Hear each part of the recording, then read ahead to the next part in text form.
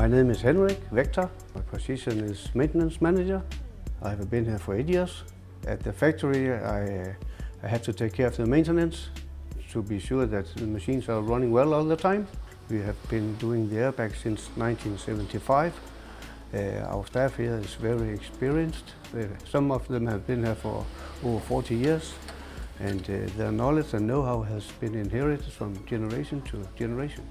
But the line is from 2004, and to make sure that it can run, we had to do some retrofits over time, because many of the components on the machine has been discontinued from supplier. And to be sure that we can have spare parts on stock, we need to do the retrofits.